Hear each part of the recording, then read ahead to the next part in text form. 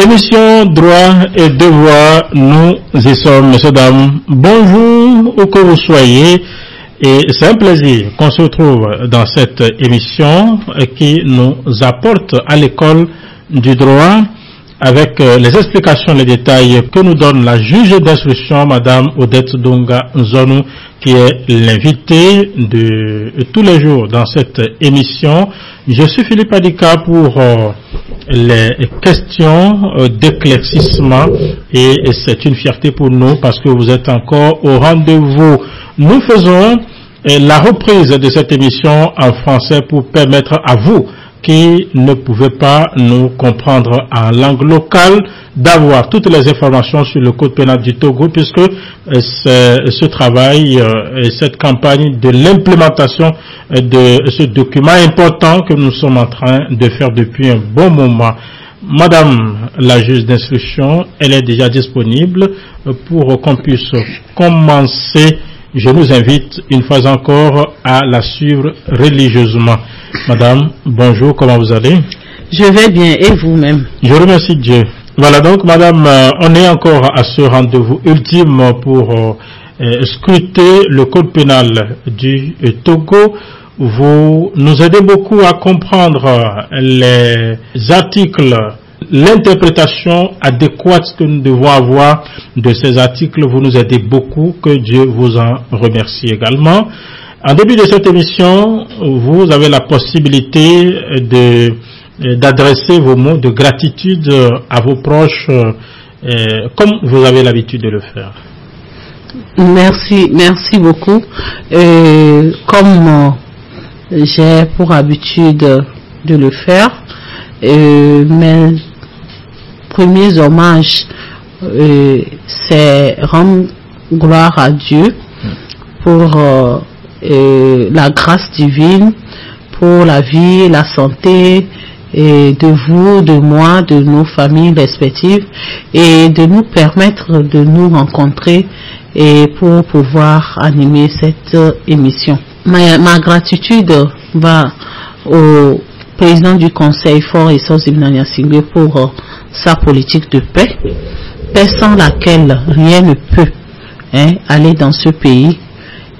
Que le Seigneur l'éclaire davantage dans cette politique. Mes hommages vont également au DG de la radio Maranatha, tonton Jacques, pour tout ce qu'il fait en faveur de l'information dans la vie. Et j'aimerais également remercier le journaliste Aratefoudi Aristo de la radio Alpha Omega, grâce à qui cette émission a été propulsée, et pour l'avoir mis la première fois sur YouTube et aujourd'hui sur tous les réseaux sociaux. J'aimerais également vous dire merci à vous, les collaborateurs du DG, pour tout ce que vous faites pour l'appuyer en faveur de la sensibilisation des populations. Sans vous, et sa vision ne pouvait pas atteindre ses objectifs. Mes hommages et mes remerciements iront à tous les auditeurs de Radio Maranatha et à tous ceux qui me suivent à travers les réseaux sociaux, TikTok, WhatsApp, Facebook et que sais-je encore. Et un coucou spécial à Tata Angèle de la radio Fréquence 1, qui est notre fan numéro 1. Non seulement elle écoute cette émission chaque semaine, mais à chaque fois, elle nous appelle pour nous féliciter et elle pose des questions d'éclaircissement pour mieux comprendre, parce que elle joue le rôle de relais auprès de la population, parce qu'elle-même, elle anime des émissions et elle choisit nos thèmes qu'elle développe en vernaculaire pour sensibiliser la population. Tata Angèle, merci. Et beaucoup de personnes diront pourquoi pas eux Mais je voudrais que tout le monde fasse comme Tata Angèle. C'est pour ça que je lui fais un coucou spécial. Enfin, j'exhorte tous ceux qui n'ont pas encore eu la chance d'écouter cette émission qu'elle est importante parce que nul n'est censé ignorer la loi. Et pour que l'ignorance ne nous tue pas, c'est important de suivre cette émission. Merci. Merci à vous infiniment, madame, pour ces mots on ne peut plus encourageants. Alors, pour le dernier numéro, nous étions sur le chapitre 6 et qui parle des atteintes à la liberté individuelle et on a abordé beaucoup d'articles jusqu'à l'article 281. Aujourd'hui, vous allez continuer avec l'article suivant, madame. Merci beaucoup. L'article 282 dispose: le directeur d'un centre de traitement psychiatrique ou d'un centre de prise en charge agréé qui reçoit ou retient illégalement une personne hospitalisée est puni d'une peine d'emprisonnement d'1 à 5 ans et d'une amende d'1 million à 5 millions de francs CFA ou de l'une de ces deux peines seulement. Et j'explique ce qui est dit ici. En réalité, c'est dit que le directeur d'un centre psychiatrique ne peut pas recevoir une personne si et il n'a pas été saisi légalement. Le directeur. Oui. Ou soit, peut-être il a reçu la personne est guérie, mais il la retient. Parce qu'on dit reçoit ou retient. Ça peut dire la réception d'une personne illégalement, ou la personne est là, elle a été reçue légalement, mais après la guérison, on la retient de force.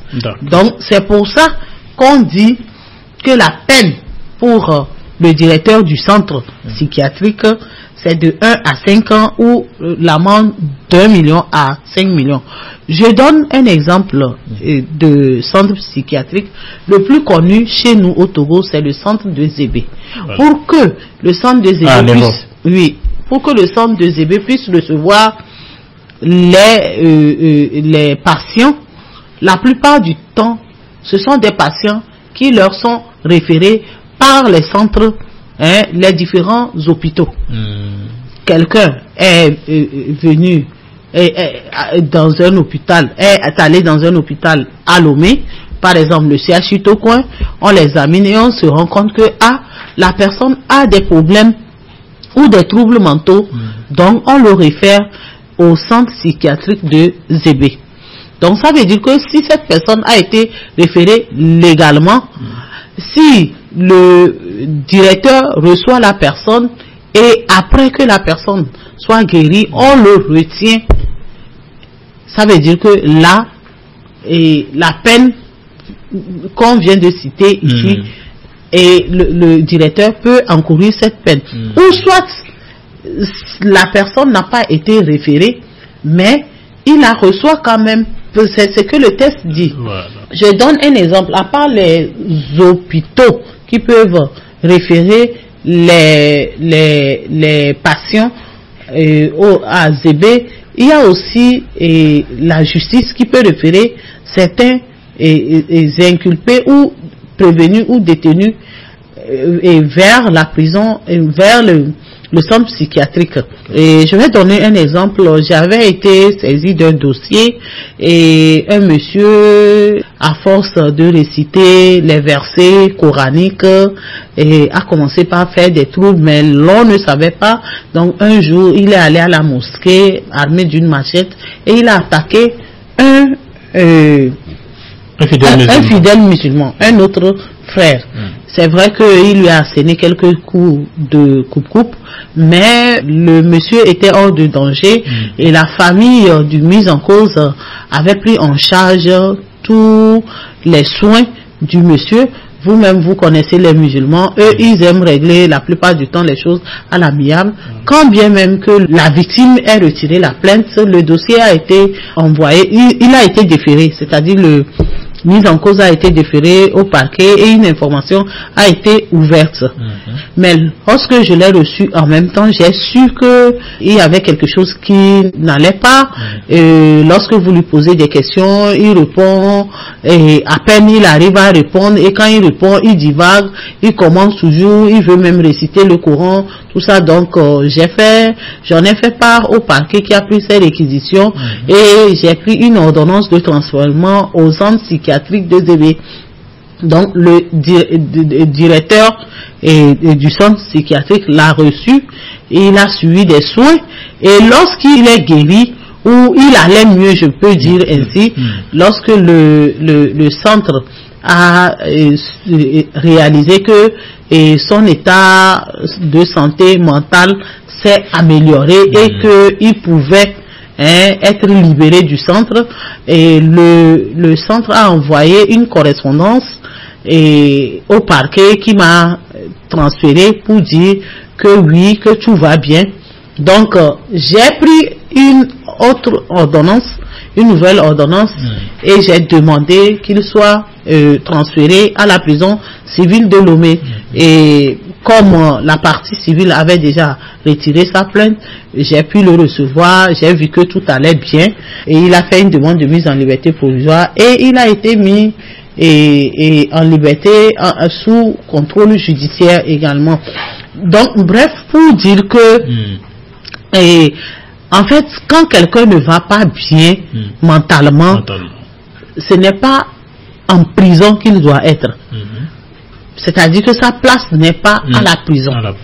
Donc, quand on reçoit un inculpé ou bien un individu et qu'on veut l'inculper, qu'on se rend compte que ça ne va pas, ou bien on a même reçu quelqu'un, déjà on le dépose dedans, mais lorsque on va pour l'ausculter, ou bien le médecin va l'ausculter, il se rend compte que non, ça ne va pas, et peut-être qu'il a commencé par faire des crises de folie, on ne peut pas le garder en prison, quel que soit l'acte ou l'infraction qu'il a commise. Donc on doit le transférer au centre psychiatrique de Zébé. Donc juste c'est un exemple pour que les gens sachent que les patients qui sont référés au centre psychiatrique ne sont pas seulement les patients des hôpitaux, mais ils peuvent provenir des centres de détention également.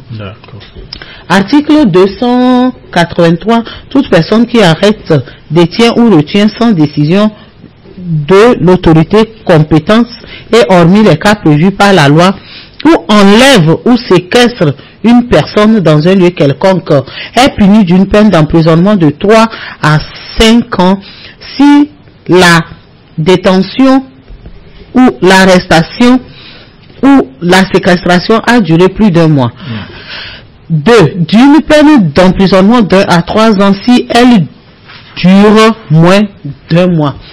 Cet article voudrait nous faire savoir, ou plutôt nous faire savoir que lorsque une personne qui n'est pas une autorité compétente, qui n'a pas habilité à détenir ou à retenir quelqu'un, c'est-à-dire vous et moi, par exemple, nous ne pouvons pas retenir quelqu'un ou détenir quelqu'un, mais il arrive que nous venons à détenir quelqu'un ou à la séquestrer.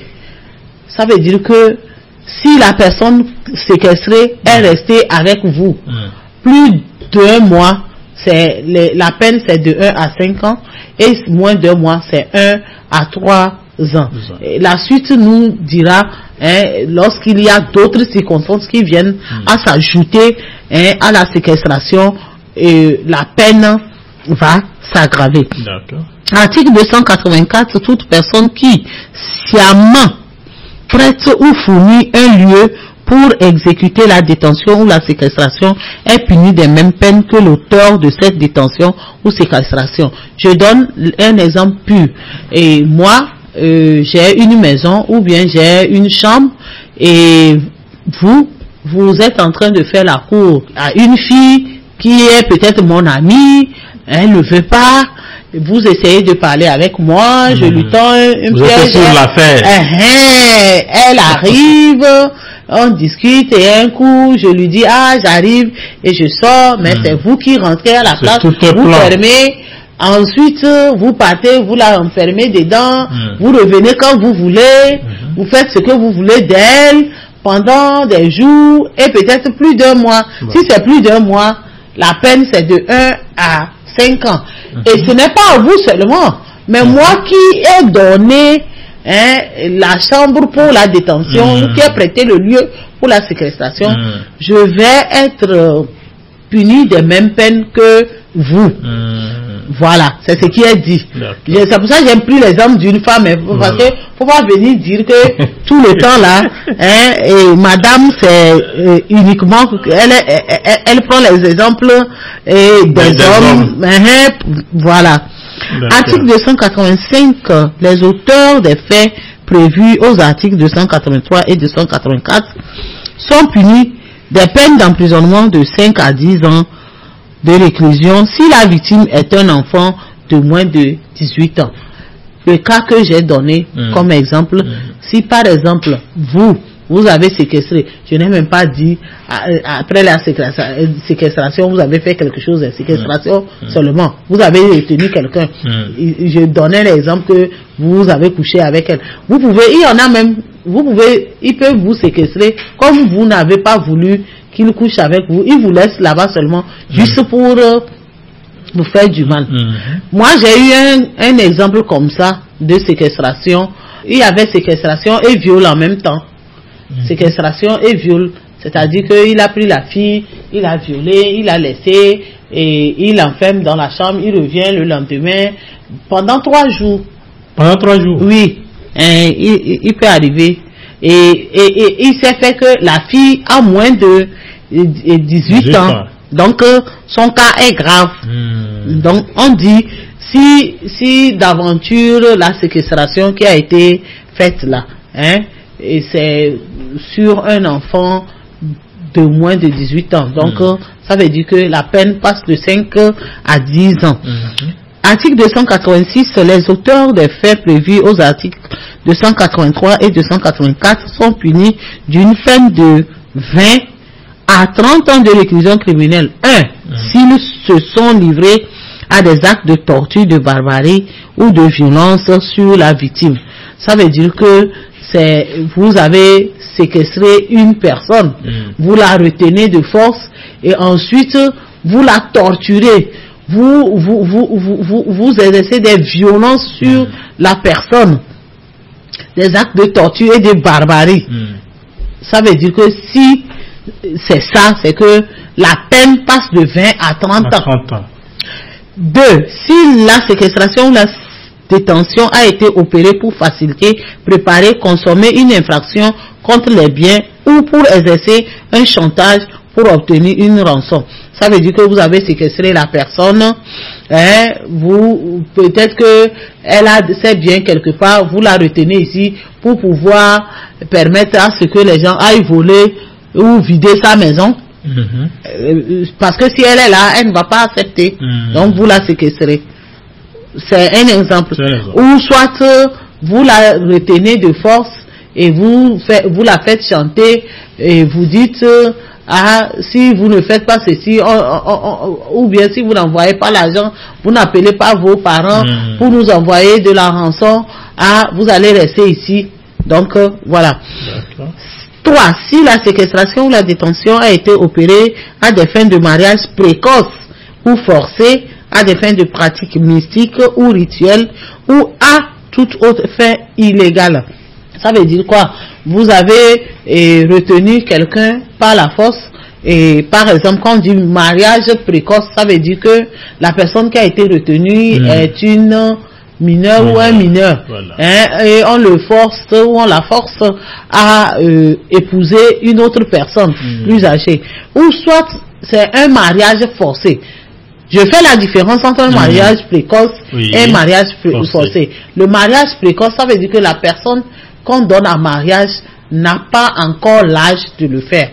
Maintenant, le mariage forcé, c'est moi comme ça. Vous avez séquestré, détenu par la force et vous me forcez à épouser un monsieur que je n'aime pas. Maintenant, il peut arriver que la personne qui est détenue, c'est pour des rites, bon, c'est pour faire quelques cérémonies, ainsi de suite. Voilà. Article 287, les auteurs de la séquestration ou de la détention ayant entraîné la mort de la victime sont punis du maximum de la réclusion criminelle à temps. Si d'aventure la personne qui est séquestrée, je ne vais pas donner mon exemple, je ne suis pas prête à mourir. Je vais donner l'exemple d'une autre personne. Il y a pas de souci. Donc, si la personne meurt, ça veut dire que les personnes qui l'ont séquestrée ou les personnes qui ont donné le local pour qu'elle soit séquestrée sont punies de la réclusion criminelle au maximum, c'est 50 ans.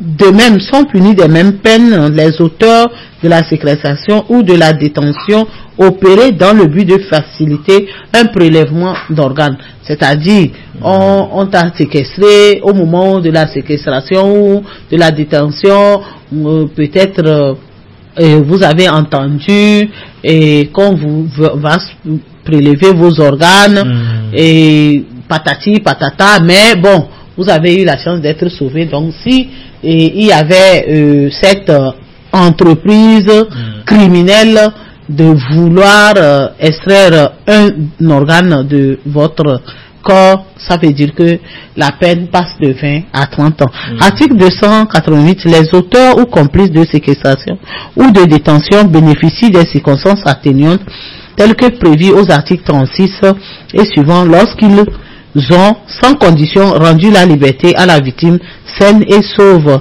avant le 2e jour accompli depuis celui de l'arrestation, de la séquestration ou de la détention. Et c'est simple, vous avez détenu quelqu'un ou vous êtes en train de séquestrer la personne, mais bon, à 2 jours avant ou au plus 2e jour, vous vous êtes rendu compte que cette entreprise criminelle que vous êtes en train d'entreprendre va vous coûter cher et vous-même vous la libérez. Ça veut dire que c'est pas que vous êtes exonéré de la peine, non, c'est juste que vous allez bénéficier des circonstances atténuantes de l'article 36.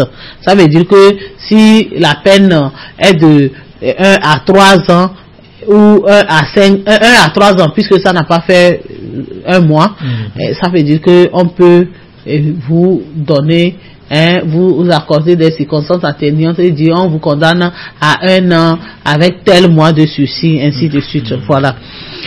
Chapitre 2 des atteintes à la dignité humaine, section 1 des atteintes à l'honneur. C'est très important, parce que très généralement, et nous avons l'habitude de dire diffamation de caractère, c'est diffamation tout court. Souvent. Faut laisser cette diffamation, ou atteinte à l'honneur. Au lieu de dire diffamation, vous pouvez dire atteinte à l'honneur. C'est pas diffamation de caractère, pardon. Article 289 constitue une atteinte à l'honneur tout acte dirigé contre la marque de considération, l'égard du au rang, le témoignage d'estime ou l'hommage rendu à la valeur d'une personne. Article 290, toute personne qui, publiquement par quelque procédé de communication que ce soit, impute à autrui un fait de nature à porter atteinte à son honneur et à sa réputation commet une infraction de diffamation et est puni d'une peine d'emprisonnement de 1 à 6 mois avec sursis ou d'une amende de 500 000 à 2 millions de francs CFA ou de l'une de ces 2 peines seulement. Oui, et cet article explique ceci: lorsque vous imputez à autrui un fait de nature à porter atteinte à son honneur ou à sa réputation, vous êtes en train de commettre une diffamation. Voilà. Et maintenant, si vous êtes reconnu coupable de diffamation, la peine c'est de 1 à 6 mois avec sursis. C'est-à-dire on vous condamne de 1 à 6 mois. Mais on vous dit que c'est sursis, vous n'allez pas ce n'est pas une prison ferme. Non, vous n'allez pas faire de la prison. C'est-à-dire que c'est le sursis, tout le sursis pour les 6 mois. Et ou soit c'est ça, ou soit on vous condamne à payer une amende de 500 000 à 2 millions de francs CFA.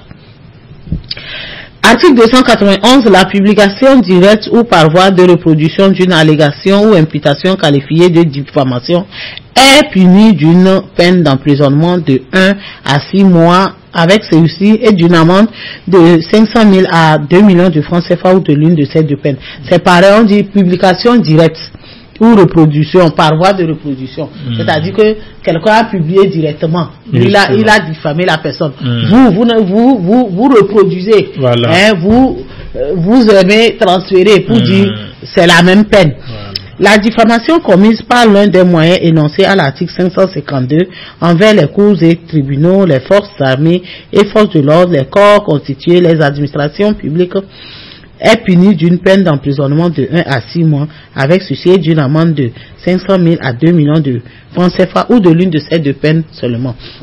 En fait, l'article 552 parle de la provocation et de l'apologie des crimes et délits. Ça veut dire que vous regroupez les gens, beaucoup de personnes, pour diffamer quelqu'un. Je ne sais pas si vous me comprenez. En public. Ce n'est pas comme vous m'avez parlé, vous m'avez diffamé moi seul, ou bien peut-être vous avez dit à une autre personne. Là, c'est que c'est général. On dit c'est beaucoup de personnes, quoi. C'est ce que l'article 552 dit. Donc, là, les réseaux sociaux aussi sont dedans, n'est-ce pas? Oui, on va venir à ça. Parce que l'article 552, lui, il parle de la provocation et de l'apologie des crimes et délits. C'est-à-dire, c'est comme quand vous appelez plusieurs personnes pour leur dire tel est ceci, vous portez atteinte à sa personne, mais ce n'est pas une seule personne. Voilà. C'est plus, quoi. Donc, c'est ce qui est dit. Ça peut être écrit, hein. Ça peut être écrit. Oui, parce que ça dépend. On dit que ça peut l'apologie là, pour l'apologie, les images par écrit ou par support et parole ou image, quoi. Mais c'est en public. Article 293.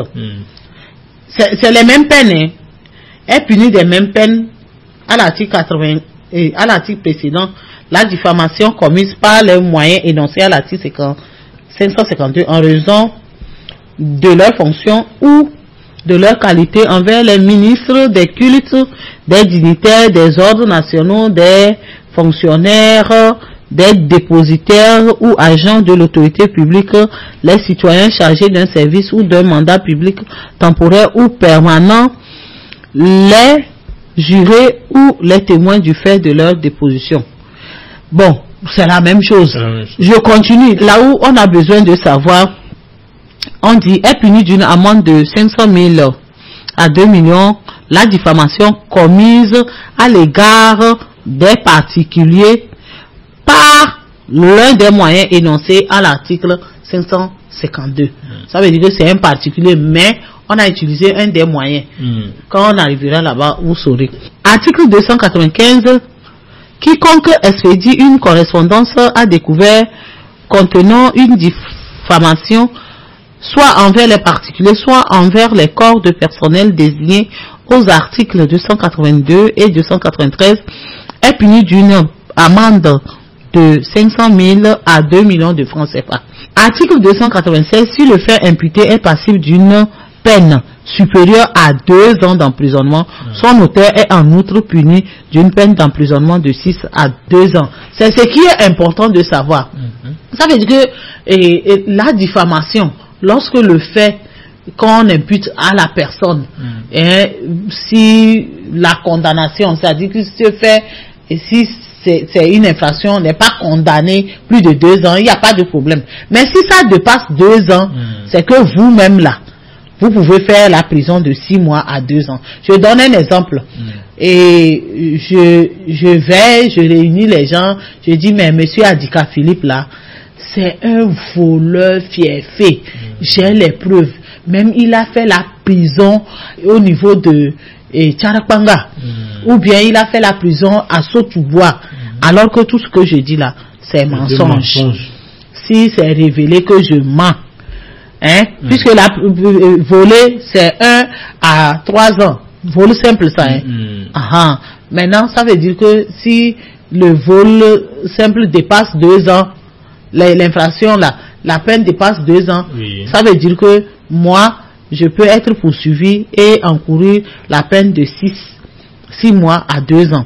En cas de récidive de l'une des infractions prévues aux articles 291 à 295, le maximum des 2 peines peut être appliqué cumulativement.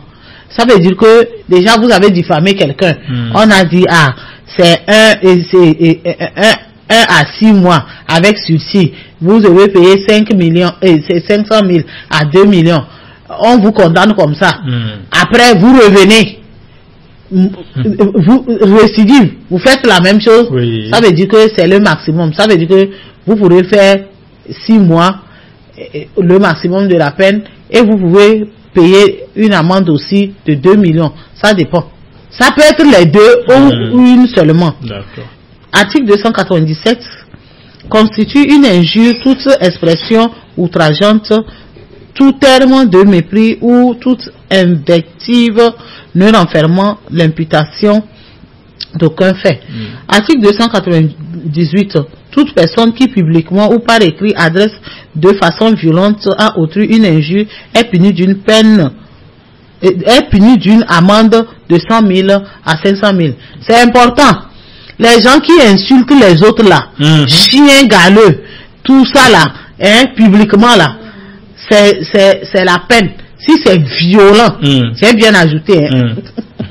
Si l'injure comporte un terme de mépris tenant au sexe, au genre, au handicap, à l'appartenance raciale, ethnique, religieuse ou nationale, à la séropositivité au VIH de la victime, l'auteur est puni d'une peine de 1 à 6 mois et d'une amende, et l'amende peut être portée au double. Ça veut dire que lorsque vous injuriez quelqu'un et vous tenez compte de son ethnie, bon, je prends par exemple pour le VIH, vous venez à inciter quelqu'un que il est atteint de VIH, vous le dites, regardez-moi ce séropositif au VIH, et tout le monde entend. L'injure là seulement, vous pouvez faire la prison de 1 à 6 mois, et l'amende de 100 000 à 500 000 là, 500 000 peut aller à 1 million de francs CFA, le double. Article 299, l'injure commise par les moyens énoncés à l'article 552 envers les corps ou les personnes désignées aux articles 292 et 293 est puni d'une peine de 100 à 500 000 francs CFA. D'accord. Je pense que c'est le dernier article pour aujourd'hui. Oui. Voilà. Et on va clôturer avec vos mots et vos conseils. Merci beaucoup, et je pense que nous évoluons petit à petit, et j'aimerais exhorter tous ceux qui écoutent cette émission de mettre en pratique les conseils et surtout de partager l'émission afin d'éviter que l'ignorance ne tue les autres qui sont en manque. Je vous remercie. Merci beaucoup à vous aussi, Madame la juge d'instruction. Merci pour ces explications données. Je suis Philippe Adika. On se donne rendez-vous la semaine prochaine pour notre numéro. Portez-vous très bien.